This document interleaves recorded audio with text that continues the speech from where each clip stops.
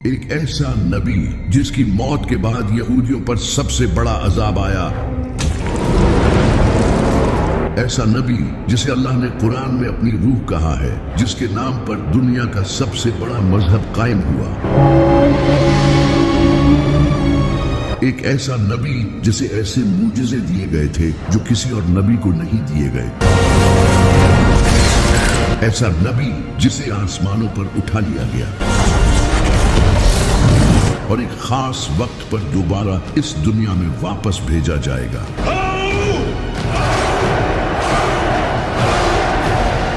اس کا نام تھا حضرت عیسیٰ علیہ السلام۔ لیکن آخر کس طرح اس انسان کو جو لوگوں کو توحید سکھانے آیا تھا اسی کو خدا بنا دیا گیا، اور کس طرح بائبل کو چینج کر دیا گیا۔ جب بنی اسرائیل کی حالت بہت ہی خراب ہو چکی تھی، ان کے اسکالرز کرپٹ ہو چکے تھے، انہوں نے کتابیں بدل دی تھی اور دنیاوی فائدے کے لیے دین بیچ رہے تھے۔ انہوں نے پورے دین کو ہی اپنے مطابق بدل دیا تھا۔ اوپر سے اس وقت فلسطین پر رومن امپائر کی حکومت تھی جو کہ یہودیوں پر بہت ظلم کرتی تھی۔ وہ ان سے بھاری ٹیکس لیتے تھے۔ ان سب کی حالت بہت خراب تھی، لیکن ان کی کتابوں میں ایک مسیحا کے آنے کا ذکر تھا جو انہیں اس ظلم سے آزاد کرے گا۔ تو اس وقت یہودی اس مسیحا کا انتظار کرنے لگے۔ وہ سمجھتے تھے کہ ان کا یہ مسیحا کسی پاورفل بادشاہ یا ایک واریر کی شکل میں آئے گا،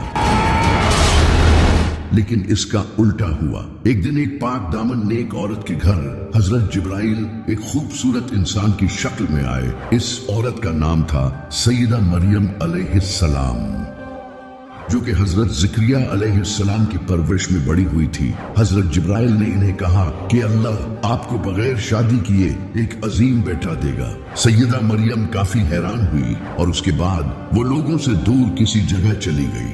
جب انہیں شدید درد محسوس ہوتا تو وہ ایک کھجور کے درخت کے پاس چلی جاتی اور کہتی کاش اس سے پہلے مجھے موت آ جاتی، لیکن تبھی غیب سے ایک آواز آتی کہ غم نہ کرو، اور تبھی ان کے نیچے سے ایک پانی کا چشمہ پھوٹ پڑتا، اور جب وہ درخت کو ہلاتی تو تازہ کھجوریں گرتی جس سے انہیں حوصلہ ملتا۔ ان سب کے بعد پھر ایک دن حضرت عیسیٰ علیہ السلام کا جنم ہوا۔ سیدہ مریم انہیں لے کر واپس سے بستی میں لوگوں کے پاس چلی گئی، لیکن جیسے ہی ان لوگوں نے انہیں اس بچے کو تھامے ہوئے دیکھا تو انہوں نے ان پر برے الزام لگانا شروع کر دیے، اور ہر انسان ان پر چیخنے چلانے لگا۔ یہ دیکھ کر سیدہ مریم پریشان ہونے لگی، لیکن تبھی اللہ کی طرف سے ایک معجزہ ہوا اور ان کی گود میں وہ بچہ بولنا شروع ہو گیا۔ یہ سن کر وہاں سبھی لوگ خاموش ہو گئے، ان کے چہرے حیران اور پریشان تھے، اور اس سے سیدہ مریم کی پاک دامنی ثابت ہو گئی۔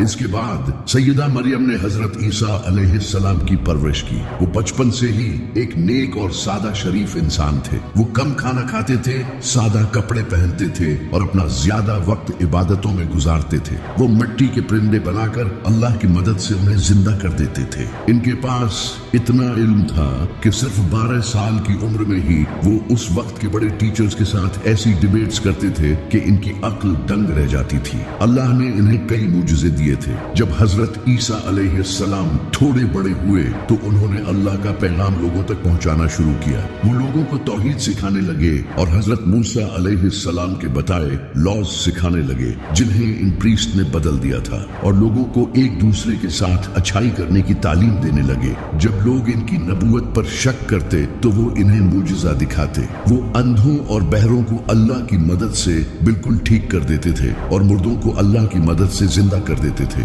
وہ مٹی کے پرندے بناتے اور ان میں پھونک مارتے تو وہ اڑنے لگتے، یہاں تک کہ وہ لوگوں کو یہ تک بتا دیتے تھے کہ انہوں نے کیا کھایا ہے اور اپنے گھروں میں کیا کیا جمع کر رکھا ہے۔ ایک بار تو ان سے کچھ لوگوں نے کہا کہ اگر آپ سچے ہیں تو آسمان سے ہمارے لیے کھانا منگوا دے۔ تبھی اللہ نے ان کے لیے آسمان سے ایک شاندار دعوت اتاری اور کہا کہ اگر اب بھی تم لوگ حق سے منہ موڑو گے تو تمہیں دردناک عذاب دیا جائے گا۔ لیکن جب اس وقت کے پریسٹ प्रीस्ट ने ये सब देखा तो वो जान गए कि इन सब से उनकी असलियत लोगों के सामने आ जाएगी। उन्होंने लोगों को बेवकूफ बनाकर जो दौलत जमा कर रखी थी अब वो सब खतरे में थी। हजरत ईसा अलैहिस्सलाम ने इनकी करप्शन और मुनाफिकत लोगों के सामने लाना शुरू कर दी। इन सब के अलावा उस वक्त के लोग गुनाहों और दुनिया की लज्जतों में पड़ चुके थे और हजरत ईसा अलैहिस्सलाम इन्हें ये सब छोड़ने का कहते थे, लेकिन उन्होंने हक को छोड़कर दुनिया को चुना और हजरत ईसा अलैहिस्सलाम की बात नहीं मानी। लोगों ने भी हजरत ईसा अलैहिस्सलाम के ये सब मूजिज़े देखने के बाद भी उनसे और मूजिज़ों की डिमांड की। हजरत ईसा अलैहिस्सलाम इनकी बातों से बहुत गुस्सा हुए कि इन सब मूजिज़ों के बाद भी तुम्हारे दिल हक को तस्लीम नहीं कर रहे, क्योंकि यहूदियों को ये लगता था कि उनका ये मसीहा एक पावरफुल बादशाह की सूरत में बड़ी फौज लेकर उन्हें बचाने आएगा।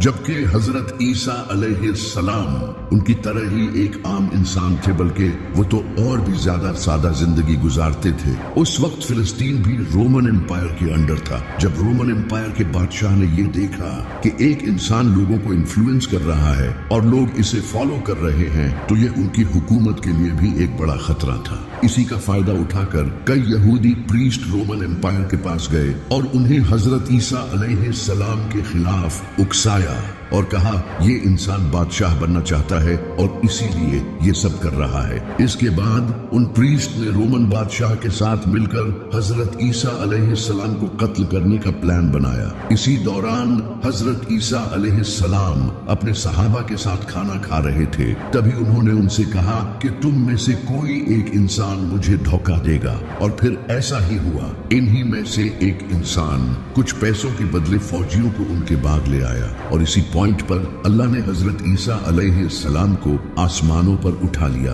और एक सेम उन जैसा इंसान उनके सामने कर दिया, जिसके बारे में बहुत से स्कॉलर्स का कहना है कि ये वही इंसान था जिसने हजरत ईसा अलैहिस्सलाम को धोखा दिया था। जबकि कुछ का कहना है कि ये हजरत ईसा अलैहिस्सलाम के सहाबियों में से था और अल्लाह ने इसे इस सब्र के बदले जन्नत का वादा किया था। लेकिन इस सब के बाद यहूदियों ने इस इंसान को बुरी तरह टॉर्चर किया। उसे बाजार में जख्मी हालत में घुमाया और उसे गालियां दी और उसके ऊपर एक लकड़ी का बना क्रॉस लाद दिया। इसके बाद उस क्रॉस पर उसके हाथ और पांव में कीलें ठोक दी और उस इंसान को जान से मार दिया गया। इसके बाद आसमान काला पड़ गया और एक खतरनाक ज़लज़ला आया।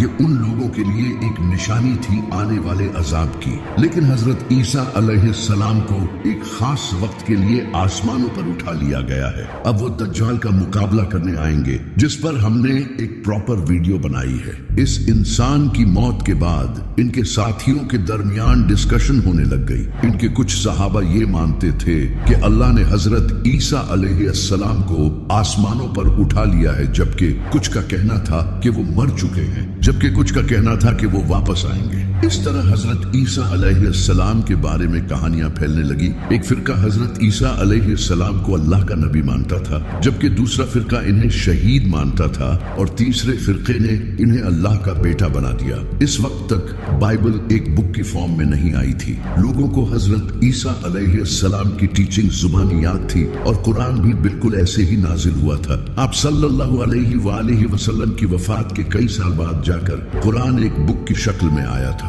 लेकिन कुरान और बाइबल में फर्क ये था कि कुरान की प्रोटेक्शन की जिम्मेदारी अल्लाह ने अपने हाथ में ली थी और बाइबल के साथ ऐसा नहीं था। इस वजह से लोगों ने बाइबल को चेंज कर दिया। जब 70 ईस्वी में एक इंसान जो कि हजरत ईसा अलैहिस्सलाम के फॉलोअर्स से इतनी नफरत करता था कि उन्हें टॉर्चर करता और जेलों में डाल दिया करता था, इस इंसान का नाम था सॉल ऑफ टार्सस। इसने काफी टाइम तक हजरत ईसा अलैहिस्सलाम के फॉलोअर्स को टॉर्चर किया गया, क्योंकि हजरत ईसा अलैहिस्सलाम के ये फॉलोअर्स एक अल्लाह की इबादत करते थे और इन रोमन के झूठे खुदाओं की पूजा नहीं करते थे। इस वजह से हजरत ईसा अलैहिस्सलाम के इन फॉलोअर्स ने बहुत जुल्म सहा। लेकिन फिर एक दिन इसने क्लेम किया कि इसने ख्वाब में हजरत ईसा अलैहिस्सलाम को देखा है, जबकि इसने अपनी लाइफ में कभी हजरत ईसा अलैहिस्सलाम को देखा ही नहीं था। इसके बाद इसने अपना नाम चेंज करके पॉल द अपोस्टल रख लिया। इसने लोगों को यह बताना शुरू किया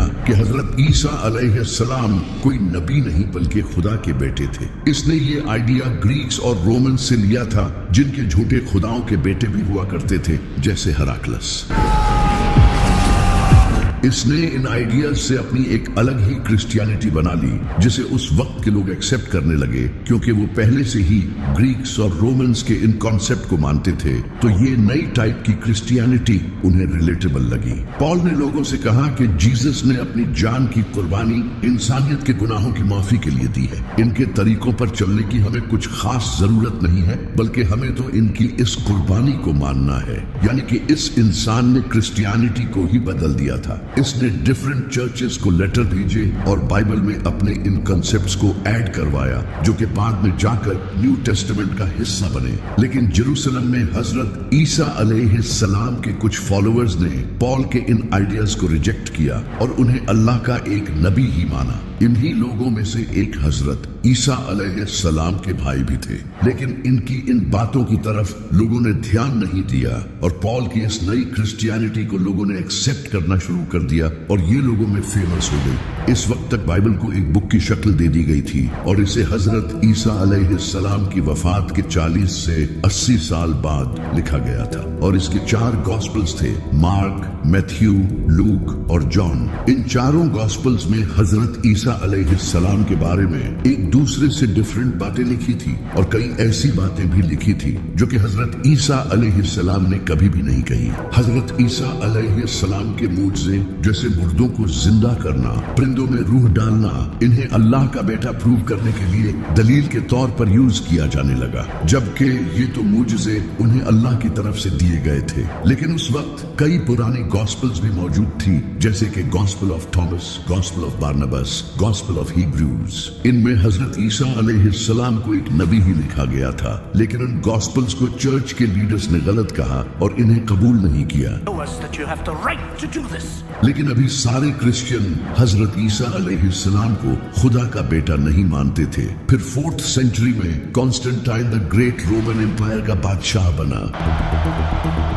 इस वक्त इसकी पूरी एम्पायर पॉलिटिक्स, जंग और रिलीजन की वजह से आपस में ही डिवाइड हो चुकी थी। तो इसने अपनी पूरी एम्पायर को यूनाइट करने के लिए लोगों को आजादी दे दी कि वो अपने रिलीजन को ओपनली फॉलो कर सकते हैं। ये पहली बार हुआ था कि क्रिश्चियनिटी भी एक रिलीजन बन चुकी थी जिसे लोग आजादी से फॉलो कर सकते थे। इससे पहले लोग क्रिश्चियंस पर जुल्म करते थे और इनके रिलीजन के भी खिलाफ थे। इस वक्त क्रिश्चियनिटी के 2 फिरके थे, एक जो हजरत ईसा अलैहिस्सलाम को नबी मानते थे, दूसरे जो इन्हें खुदा का बेटा मानते थे। इन्हीं फिरके में से एक इंसान खड़ा हुआ जिसका नाम था एरियस, जो कि लोगों को बताने लगा कि हजरत ईसा अलैहिस्सलाम अल्लाह के नबी थे, न कि उनके बेटे। इनकी बातों को कई लोगों का सपोर्ट भी मिला, लेकिन उस वक्त के चर्च के लीडर्स ने इसकी सख्त मुखालफत की, जो कि हजरत ईसा अलैहिस्सलाम को खुदा का बेटा मानते थे। इससे पूरी एम्पायर में कॉन्फ्लिक्ट पैदा हुआ और लोग एक दूसरे की मुखालफत करने लगे। जब कॉन्स्टेंटीन को यह पता चला तो इसने इस इश्यू को फौरन हल करने का सोचा, क्योंकि इसने लोगों को यूनाइट करने के लिए ही तो रिलीजन फॉलो करने की आजादी दी थी, लेकिन अब तो और ज्यादा इश्यूज आने लग गए थे। तो कॉन्स्टेंटीन ने एक बड़ी काउंसिल बुलाई जिसमें 300 से भी ज्यादा प्रीस्ट आए। इन सब के दरमियान एक मीटिंग हुई, लेकिन इस मीटिंग में एरियस के इस आइडिया को लोगों ने रिजेक्ट कर दिया और हजरत ईसा अलैहिस्सलाम को खुदा का बेटा डिक्लेयर कर दिया। इसके बाद से जो भी हजरत ईसा अलैहिस्सलाम को खुदा का बेटा नहीं मानता था, उसकी बाइबल्स को जला दिया जाता था और उन्हें मार दिया जाता था। इससे पूरी एम्पायर में एक ही क्रिश्चियनिटी कायम हुई, वो जो हजरत ईसा अलैहिस्सलाम को खुदा का बेटा मानते थे, ताकि लोगों के दरमियान इख्तिलाफ ना हो। इस वक्त तक बाइबल के कई वर्जन्स मौजूद थे और लोग इन डिफरेंट वर्जन्स को पढ़ते थे, लेकिन चर्च को कोई एक बाइबल चाहिए थी। तो चर्च की काउंसिल ने 27 मुख्तलिफ बाइबल्स के वर्जन सिलेक्ट किए, जिनमें हजरत ईसा अलैहिस्सलाम को खुदा का बेटा बताया गया था, और बाकी सारे वर्जन्स को जला दिया। इसी वजह से आज बाइबल के कुछ ही पुराने वर्जन्स हैं जिनमें हजरत ईसा अलैहिस्सलाम को एक नबी बताया गया है। फिर जब बाइबल को लैटिन में ट्रांसलेट किया गया तो बाइबल का वो वर्जन रोमन कैथोलिक चर्च में ऑफिशियल डिक्लेयर कर दिया गया, और इस तरह वो बाइबल पूरी दुनिया में फैल गई। फिर जब नबी सल्लल्लाहु अलैहि वसल्लम ने ऐलान नबूवत किया और लोगों को पता चलने लगा कि मक्का में एक नबी आए हैं, तो नजरान के कुछ क्रिश्चियन प्रीस्ट नबी सल्लल्लाहु अलैहि वसल्लम के पास आए। उन्होंने नबी सल्लल्लाहु अलैहि वसल्लम के साथ डिबेट की, क्योंकि नबी सल्लल्लाहु अलैहि वसल्लम हजरत ईसा अलैहिस्सलाम को अल्लाह का नबी मानते थे, न कि अल्लाह का बेटा। आप सल्लल्लाहु अलैहि वसल्लम ने इनके सामने कुरान की आयत पेश की, लेकिन उन्होंने मानने से इनकार कर दिया। तो फिर अल्लाह ने नबी सल्लल्लाहु अलैहि वसल्लम से फरमाया कि आप अपने घर वालों को ले आएं, और ये अपने घर वालों को फिर एक खुले मैदान में खड़े होकर अल्लाह से दुआ करें। जो सच्चा होगा उसकी दुआ कबूल होगी, और जो झूठा होगा उस पर अल्लाह का अजाब नाजिल होगा। तो नबी सल्लल्लाहु अलैहि वसल्लम अपने साथ इमाम अली, सईदा फातिमा, इमाम हसन और इमाम हुसैन को लेकर आए। लेकिन जब इन क्रिश्चियन प्रीस्ट ने दूर से इनको आते देखा तो इनमें से एक प्रीस्ट ने कहा, खुदा की कसम, मैं ऐसे चेहरे देख रहा हूँ कि अगर ये अल्लाह से दुआ करें तो अल्लाह इनके लिए पहाड़ों को भी हिला देगा। इनसे डिबेट मत करो वरना हम तबाह हो जाएंगे। तो उन्होंने नबी सल्लल्लाहु अलैहि वसल्लम के साथ डर के मारे एग्रीमेंट कर लिया। हजरत ईसा अलैहिस्सलाम को कत्ल करने की साजिश यहूदियों की सबसे बड़ी गलती थी, क्योंकि हजरत ईसा अलैहिस्सलाम यहूदियों के लिए आखिरी मौका थे। अल्लाह ने उन्हें खुले मोजज़ों के साथ इनके पास भेजा था ताकि वो हक को कबूल कर लें। ऐसे मोजज़े किसी भी नबी को नहीं दिए गए थे, लेकिन उन्होंने ईमान लाने की बजाय इनकार कर दिया। फिर अल्लाह ने उन पर एक के बाद एक अजाब नाजिल किया। जब अल्लाह ने हजरत ईसा अलैहिस्सलाम को आसमानों पर उठा लिया तो कुछ टाइम बाद यहूदियों ने रोमन एम्पायर के खिलाफ बगावत शुरू कर दी, क्योंकि यहूदी खुद हुकूमत हासिल करना चाहते थे। यहूदियों ने यरूशलेम में रोमन्स को हराकर आजादी हासिल कर ली। जब उस वक्त के रोमन बादशाह नीरो को यह खबर मिली तो उसने अपने बेटे टाइटस को एक फौज के साथ यरूशलेम भेजा। टाइटस ने यरूशलेम को सीज कर लिया और शहर को फतह कर लिया। इसके बाद रोमन्स ने यहूदियों के टेम्पल को तबाह कर दिया, और ये हजरत ईसा अलैहिस्सलाम ने पहले ही बता दिया था, जो आज भी बाइबल में लिखा है। जब टेंपल तबाह कर दिया गया तो इसकी एक दीवार बाकी रह गई जो आज तक मौजूद है, जिसे यहूदी चूमते हैं। यही वो वेस्टर्न वॉल है। सिर्फ टेंपल ही नहीं, रोमन्स ने 10 लाख से ज्यादा यहूदियों को कत्ल कर दिया, हजारों यहूदियों को गुलाम बना लिया गया, और आखिरकार इन्हें यरूशलेम से निकाल दिया गया, जिसके बाद यहूदी दुनिया भर में बिखर गए। इस वक्त यहूदी अब भी रोमन एम्पायर के अंडर थे। फिर एक दिन रोमन बादशाह कॉन्स्टेंटाइन ने क्रिश्चियनिटी कबूल कर ली और क्रिश्चियनिटी को रोमन एम्पायर का ऑफिशियल मजहब बना दिया। इसके बाद रोमन्स ने यहूदियों को मारना शुरू कर दिया, क्योंकि वो इन्हें हजरत ईसा अलैहिस्सलाम का कातिल समझते थे। यो यहूदी और क्रिश्चियंस एक दूसरे के दुश्मन बन गए, और ये दुश्मनी सदियों तक जारी रही। यहूदियों पर जुल्म होते रहे। फिर 15th सेंचुरी में कैथोलिक चर्च पूरे यूरोप का सबसे बड़ा चर्च बन गया, और क्रिश्चियनिटी पूरे यूरोप में फैल गई। इसी वजह से स्पेन, इंग्लैंड, फ्रांस और जर्मनी जैसे कई कंट्रीज से यहूदियों को निकाल दिया गया। इन्हें जबरदस्ती क्रिश्चियनिटी कबूल करने पर मजबूर किया गया, और जो इनकार करते थे उन्हें कत्ल कर दिया जाता। इन्हें बड़ी पोस्ट्स पर जॉब्स भी नहीं दी जाती, और इन पर बहुत जुल्म किए जाते थे। ये सब तकरीबन 1000 साल तक चलता रहा। फिर वर्ल्ड वॉर 2 हुई,